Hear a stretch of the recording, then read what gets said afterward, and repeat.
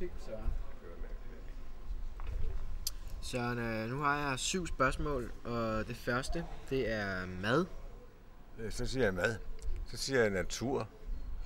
Og så siger jeg siger natur, jeg siger vand, jeg siger ild, jeg siger drama, utrolig meget drama, omsorg, fordybelse. Og så kommer det bedste, smag. Ikke så meget om sundhed, men taler om smag hele tiden. Smag, det hele drejer sig med mad. Smagen, det er fyldigheden, og nuancen og fordybelsen i at tilberede måltiden. Det er mad. Det er energierne, der kommer frem i din krop. Du bliver mere glad, du bliver opstemt, du bliver, kan vi også sige, begavet. Mad er begavet. Du skal passe på, at du ikke overspiser. Altså, du skal passe på med måltid, at det ikke bliver sådan en ædegilde, ikke? At man har en tanke om, hvad det er, man tager ind til sig. Selvfølgelig skal det også være sund, men smagen, og det er lige med sundhed. Så bliver du glad, og så bliver de andre glade også, og så bliver det skide godt det hele. Så bliver det godt det hele. Du kan altid mærke, at i et samfund, i Danmark, der spiser vi meget, vi har masser af smukke varer, men vi spiser generelt for dårligt. Det vil sige, at folk er meget aggressive. De råber og skriver ud af bilerne, og de er helt vilde, og de hammer rundt, hvis man siger noget til dem, og nu skal jeg ikke komme mere. Det er fordi, de spiser dårligt. Det er mad. Det er mad. Okay. Drømme. Drømme, det er det mest magiske, man har i verden. Drømme, det er... Og nu skal jeg får... Det som for dig, det er, hvis du har drømme, det øjeblik, du ikke kan drømme, så skal du stoppe op.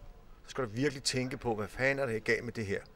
Det sker nogle gange, når man er ude af balance, man er overstresset, så kan man ikke drømme. Så skal man for guds skyld stoppe op, ellers stopper universet. Drømme, det kommer fra universet af. Og kan man ikke drømme, skal man fandme med tænke sig meget, meget dybt om. Men drømme, det skaber skønhed, det skaber kærlighed, det kan også energier. Og mange drømme, de skal ikke ud i verden, dem har man i sin krop. Man drømmer, så siger folk, nå, sidder du der og drømmer. Ja, det gør jeg ved Gud himmel. Det er meget vigtigt at sidde og drømme, og sådan lommefilosofi og tænke over livet og betragtningens kunst. Og alt betragtningens kunst er meget stor. Det er drømme. Og der er drømme, der er nutidige, der er drømme for mange år tilbage, der er drømme om oplevelser, der kan også komme nogle grimme oplevelser, så skal man skynde og passe på, at man ikke får mange sorte skyer. Det er drømme, det giver det hele universet, det er drømme. Og når folk siger, sidder du og drømmer? Ja! Og jeg elsker at sidde og drømme. Jamen, hvad vil du så med det? Ikke noget. Jeg vil bare have det i min krop. Det er drømmene. Død. Ja, det er et helvede.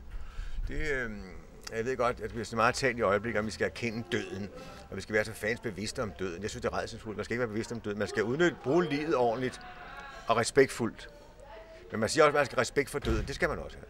Respekt for døden, det er, at man passer på. Nu lyder det sådan helt banalt i trafikken, for eksempel. Man skal passe på. Man skal også passe på det, man holder af, at man prøver at holde så længe som overhovedet muligt, uden det går for meget ondt, ikke?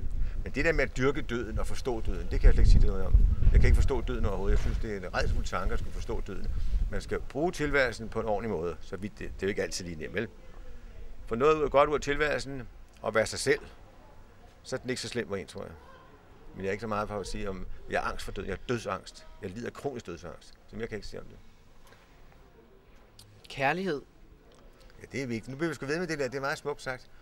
Da jeg læste lige en gammel udklip forleden dag, hvor der stod, John Lennon lavede en sang om kærlighed, så skrev en anmelder, nå, det er bare det sædvanlige. Nej, der er ikke noget sædvanligt. Kærlighed, det er det hele værket. Det er helvede svært med den kærlighed. Den er problematisk, den er alvorlig.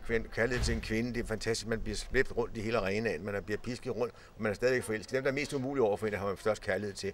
En kærlighed til andet menneske er fantastisk. Kærlighed til sine børn, kærlighed til sine bekendte, det er meget vigtigt at have. Og også det med kærlighed til sin omgangskreds. Det er nogle folk, de har 27 forskellige, de siger, hvor er det kærligt det hele, dagskat, hvor er det kærligt. Nej, kærlighed, det er noget meget tæt, det er også noget, man har inde i kroppen for sig selv, som man kan dyrke, men du kan ikke overdyrke kærligheden. Du kan ikke bare sige, hvor er det kærligt. Nej, det er noget, der kommer med dem du omgås med, og så kommer kærligheden. Men selvfølgelig er kærligheden, den fører med sig til alt det, vi talte om før. Det drejer sig om kærlighed. Fundamentet må være kærlighed, men ikke den der lallende kærlighed, hvor man siger, hvor er det dejligt alle sammen, hvor er det skønt alle sammen. Nej, det duer ikke til en skid. Men kærlighed er ikke ligesom drømmer, det er noget, der beholder ind i kroppen, og så giver det udtryk uden ord. Du kan mærke, at det stråler, ikke? Når du laver noget. Når du møder et smukt menneske, så kan du mærke det. Og så er der forskel på kærlighed til mennesker, og kærlighed til rabarber og gulerødder, ikke? Det er sådan noget helt andet. Det er det. Forandring. Ja, det er vidunderligt. Jeg dyrker forandringen, fordi jeg kan slet ikke finde ud af det der medarbejde. Altså det der med forandring hele tiden. Men mest i det, vi laver, det arbejde, jeg har, ikke?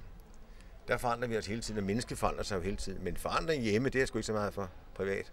Der synes jeg gerne, at stolen må stå, som den altid har gjort. Men forandring i din gøremål og sådan noget, det er helt vildt, men så sidder du ikke fast. Du er hele tiden på vej.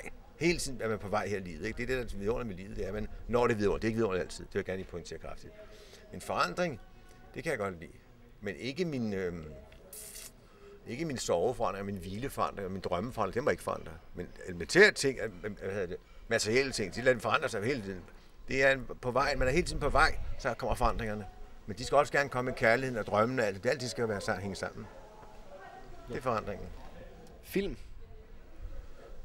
Ja, nu er jeg meget fascineret af film. Det er jeg meget, meget fascineret af. Men jeg kan bedst lide sort-hvid. Nu snakker vi lige tale om det i dag. Jeg kan bedst lide sort-hvid film, for det forstår jeg mere af det.